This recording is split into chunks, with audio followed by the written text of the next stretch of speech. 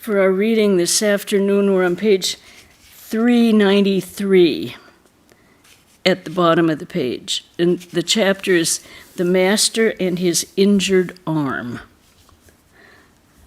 So it's Sunday, March 2nd, 1884. Sri Ramakrishna was sitting on the small couch in his room, listening to devotional music by Trilokya Sanyal of the Brahmo Samaj. He had not yet recovered from the effects of the injury to his arm, which was still supported by a splint. Many devotees, including Narendra, Surendra, and M., were sitting on the floor. Narendra's father, a lawyer of the High Court of Calcutta, had passed away suddenly. He had not been able to make provision for the family, which consequently faced grave financial difficulties. The members of the family sometimes had to go without food. Narendra was therefore passing his days in great anxiety. Trilokya sang about the Divine Mother. O Mother, I hide myself in thy loving bosom. I gaze at thy face and cry out, Mother, Mother. I sink in the sea of bliss and am lost to sense in yoga sleep. I gaze with unwinking eyes upon thy face, powerless to turn away. O Mother, I'm terrified by this world. My spirit trembles and cries out in fear. Keep me, sweet Mother, in thy loving bosom. Cover me with the spreading skirt of thy love. The Master shed tears of love and cried out, Ah me, ah me. Trilokya sang again, O Lord, destroyer of my shame, who but thyself can save the honor of thy devotee? Thou art the ruler of my soul, my very life's support, and I am thy slave forevermore. He continued, Seeking a shelter at thy feet, I have forever set aside my pride of caste and race, O Lord, and turned my back on fear and shame, a lonely pilgrim on life's way. Where shall I go for succor now? For thy sake, Lord, I bear men's blame. They rail at me with bitter words and hate me for my love of thee. Both friends and strangers use me ill. Thou art the guardian of my name. Thou mayest save or slay me, Lord. Upon the honor of thy servant rests, O Lord, thy name as well. Thou art the ruler of my soul, the glow of love within my heart. Do with me as it pleases thee. Once more he sang, Lord, thou hast taken me from home and made me captive with thy love. Shield me forever at thy feet, O thou beloved one. Upon the nectar of thy love feed me both day and night, and save Prem Das, who is thy slave. The Master again shed tears of joy.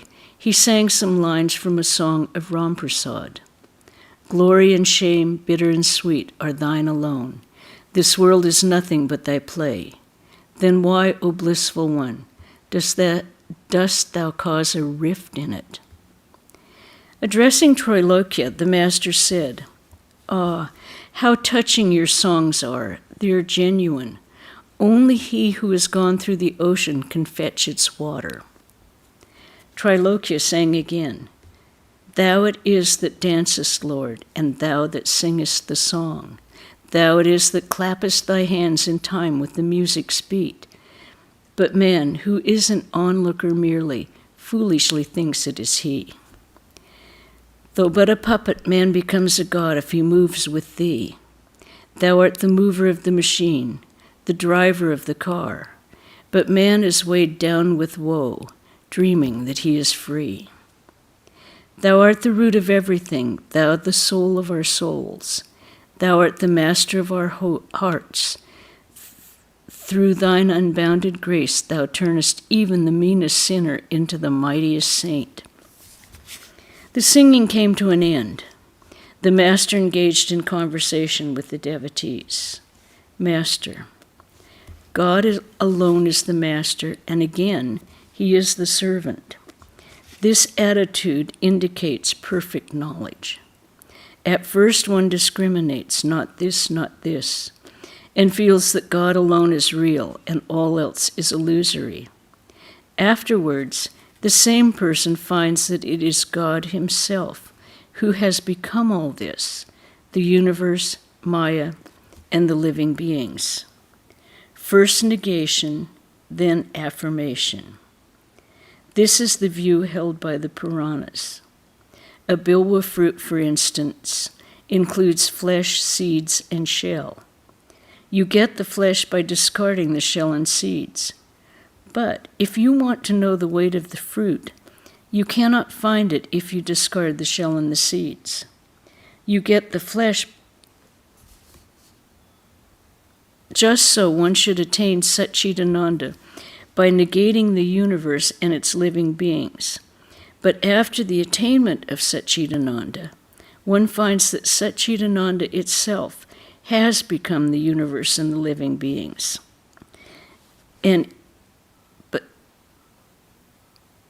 Excuse me, I'm having a hard time staying on the line. It is of one substance that the flesh and the shell and seeds are made, just like the butter and buttermilk.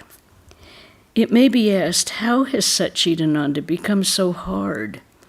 This earth does feel very hard to the touch.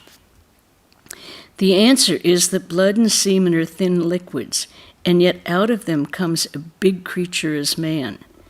Everything is possible for God.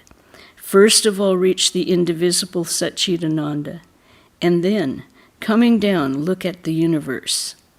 You will then find that everything is its manifestation. It is God alone who has become everything. The world by no means exists apart from him. All elements finally merge in Akasha. Again, at the time of creation, Akasha evolves into Mahat, and Mahat into Ahamkara. In this way, the whole world system is evolved. It is the process of involution and evolution. A devotee of God accepts everything. He accepts the universe and its created beings, as well as the indivisible Satchidananda. But the yogi's path is different. He does not come back after reaching the Paramatma, the supreme soul. He becomes united with it. The partial knower limits God to one object only. He thinks that God cannot exist in anything beyond that. There are three classes of devotees. The lowest one says, God is up there. That is, he points to heaven. The mediocre devotee says that God dwells in the heart as the inner controller. But the highest devotee says, God alone has become everything. All that we perceive is so many forms of God. Narendra used to make fun of me and say, yes, God has become all. Then a pot is God and a cup is God. Laughter. All doubts disappear when one sees God. It is one thing to hear of God, but quite a different thing to see him. A man can have 100% conviction through mere learning.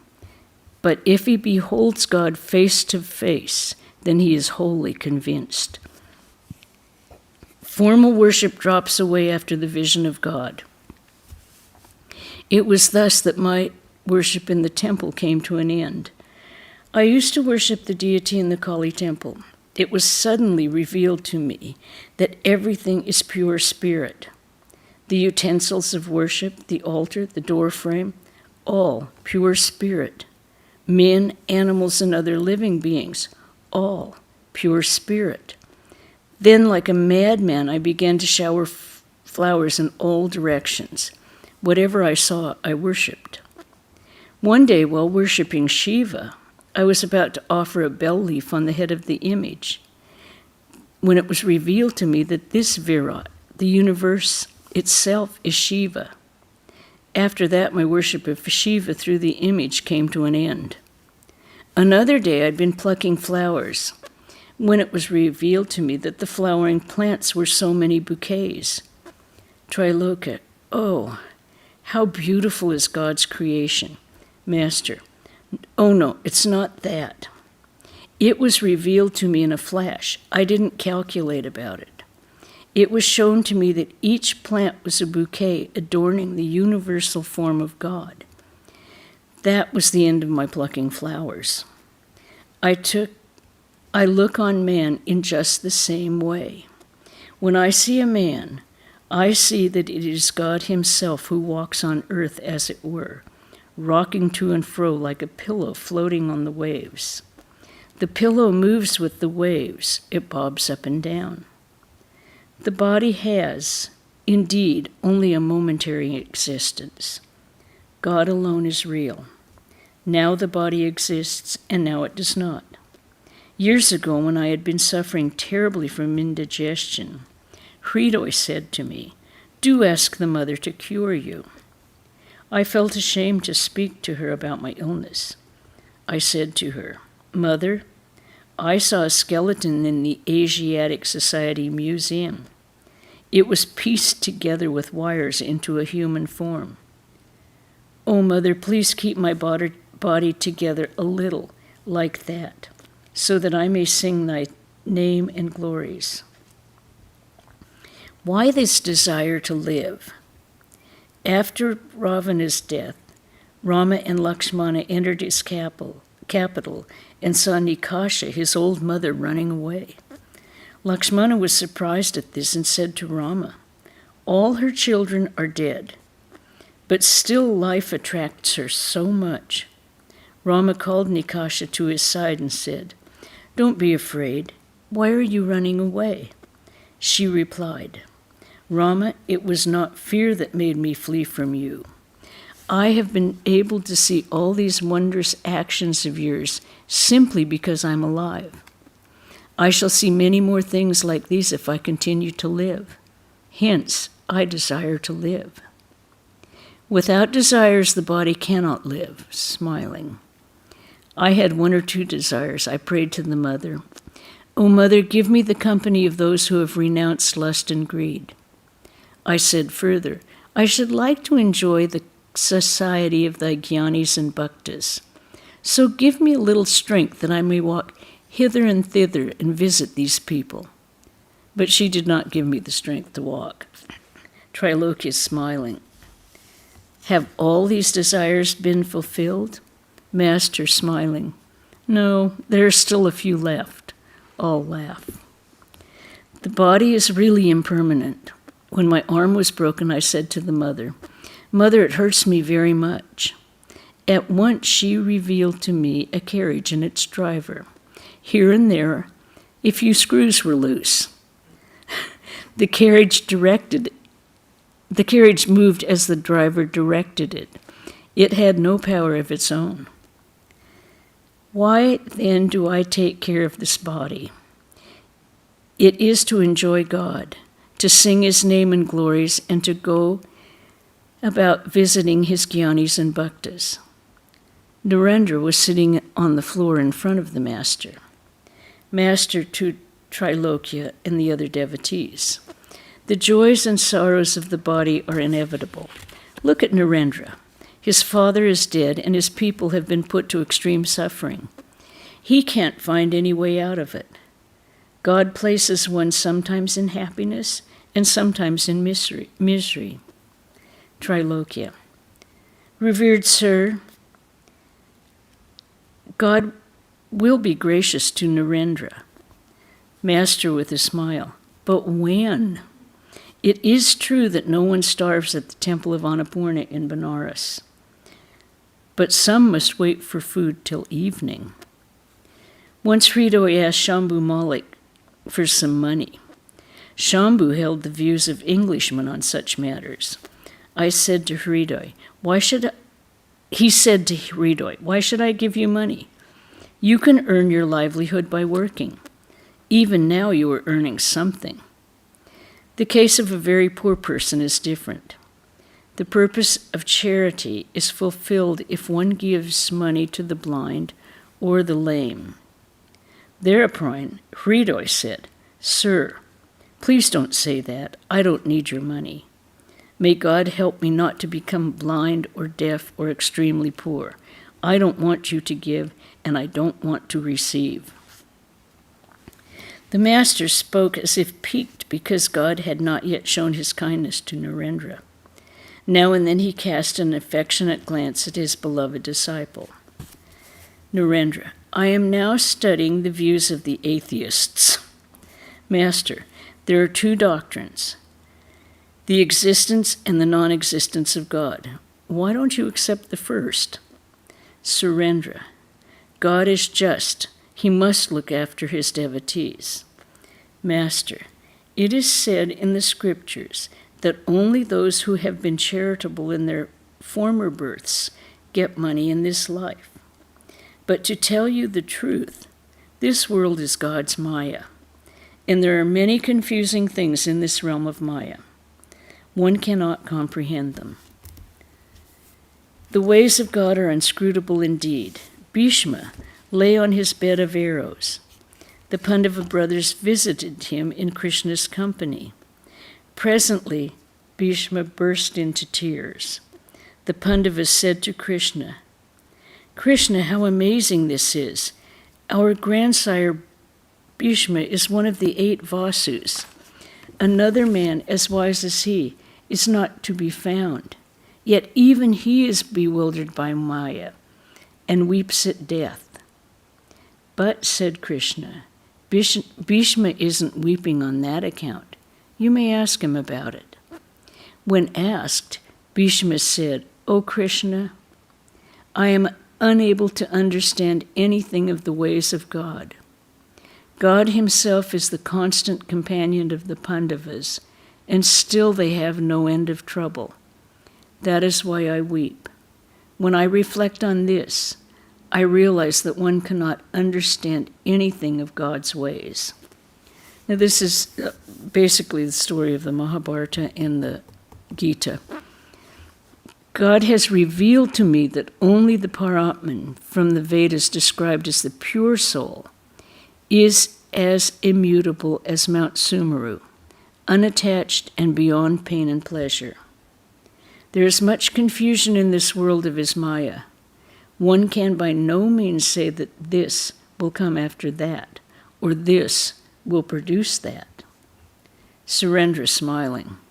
If by giving money away in a previous birth, one gets wealth in this life, then we should all give away money right now. Master, those who have money should give it to the poor and needy. To Trilokya, Jayagopal Sen is well-to-do. He should be charitable. That he is not so is to his discredit. There are some who are miserly even though they have money. There is no knowing who will enjoy their money afterwards. Jayagopal came here the other day. He drove over here in a carriage. The lamps were broken, the horse seemed to have been returned from the charnel house, and the coachman looked as if he had just been discharged from the medical college hospital. And he brought me 2 rotten pomegranates. All laugh. Surendra, Jayagopal Babu belongs to the Brahmo Samaj. I understand now that there is not one worthwhile man in Keshav's organization.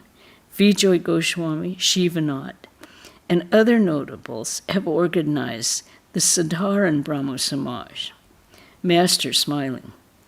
Govinda Adhikari, it is said, would not keep good actors in his theater, lest they should claim a share of the profit. Everyone laughed. The other day I saw a disciple of Keshav.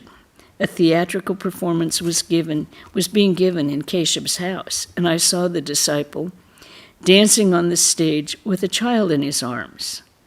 I understand that this man delivers lectures. He had better lecture to himself. Trilokya saying, upon the sea of blissful awareness, waves of ecstatic love arise. Rapture divine, play of God's bliss. Oh, how enthralling.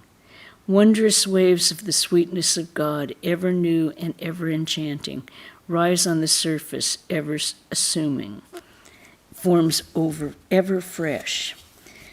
Then once more in the great communion all are merged, as the barrier walls of time and space dissolve and vanish.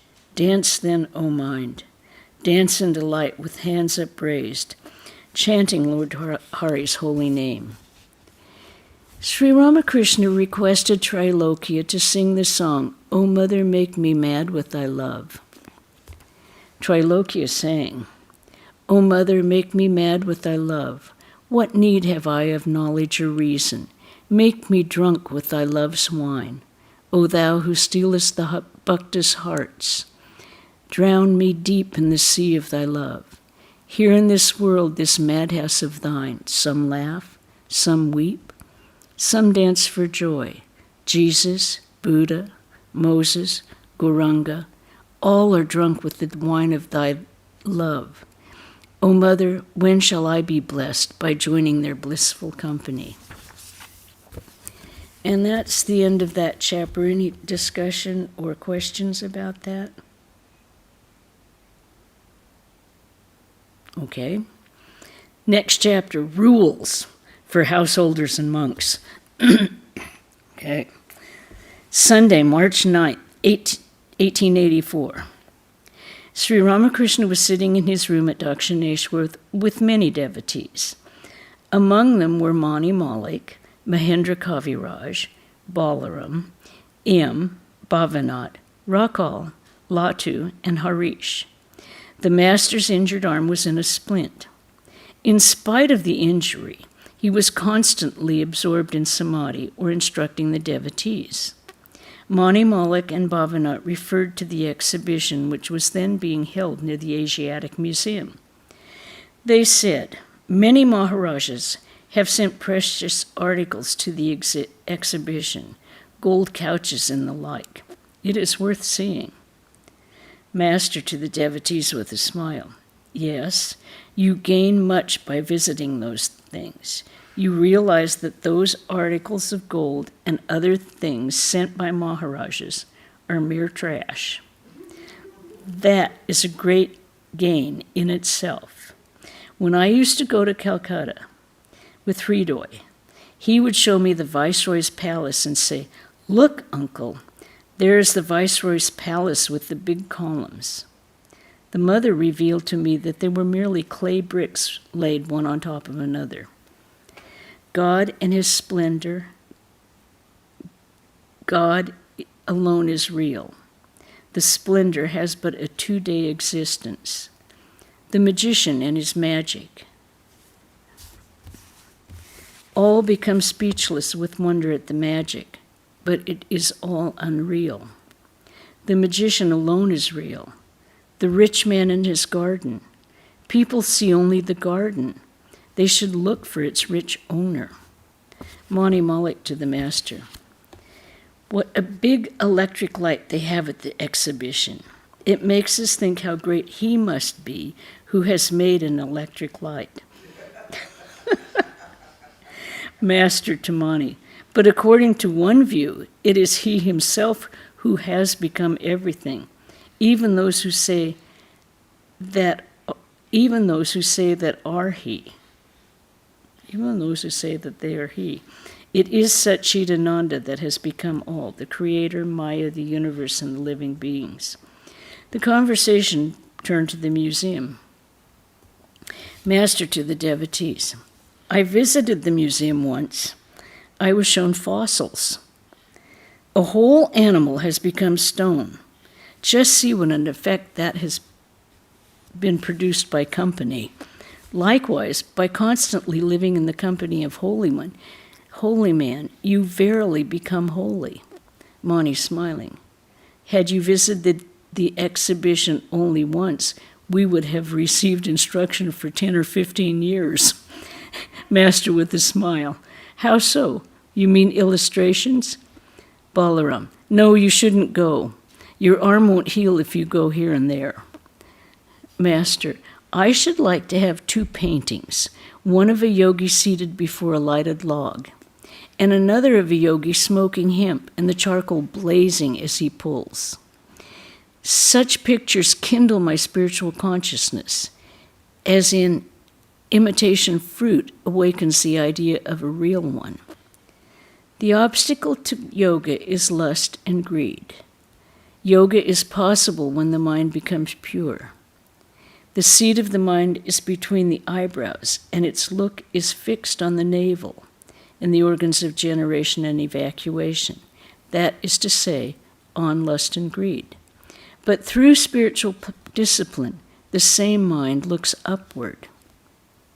What are the spiritual disciplines that give the mind its upward direction? One learns all this by constantly living in holy company. The rishis of olden times lived either in solitude or in the company of holy persons. Therefore, they could easily renounce lust and greed and fix their minds on God. They had no fear, nor did they mind the criticism of others. In order to be able to renounce, one must pray to God for the willpower to do so. One must immediately renounce what one feels to be unreal. The rishis had this willpower, though through it they controlled the sense organs. If the tortoise once tucks in its limbs, you cannot make it bring them out even by cutting it into 4 pieces. The worldly man is a hypocrite. He cannot be guileless. He professes to love God, but he is attracted by worldly objects. He doesn't give God even a very small part of the love he feels for lust and greed. But he says that he loves God. To Mani Malak, give up hypocrisy. Mani, regarding whom? God or man? Master, regarding everything, man as well as God, one must not be a hypocrite. How guileless Bhavanat is. After his marriage, he came to me and asked, "Why do I feel so much love for my wife?" Alas, he is so guileless. Isn't it natural for a man to love his wife? This is due to the world-bewitching Maya of the Divine Mother of the universe. A man feels about his wife that he has no one else in the world so near and dear, that she is his very own in life and death, here and hereafter. Again, how much a man suffers for his wife. Still he believes that there is no other relative so near. Look at the sad plight of the husband. Perhaps he earns 20 rupees a month and is the father of 3 children. He hasn't the means to feed them well. His roof leaks, but he hasn't the wherewithal to repair it. He cannot afford to buy new books for his son. He cannot invest his son with the sacred thread. He begs a few pennies from his different friends. But a wife endowed with spiritual wisdom is a real partner in life. She greatly helps her husband to follow the religious path. After the birth of 1 or 2 children, they live like brother and sister. Both of them are devotees of God, his servant and his handmaid. Their family is a spiritual family. They are always happy with God and his devotees. They know that God alone is their own, from everlasting to everlasting. They are like the Pandava brothers. They do not forget God in happiness or in sorrow.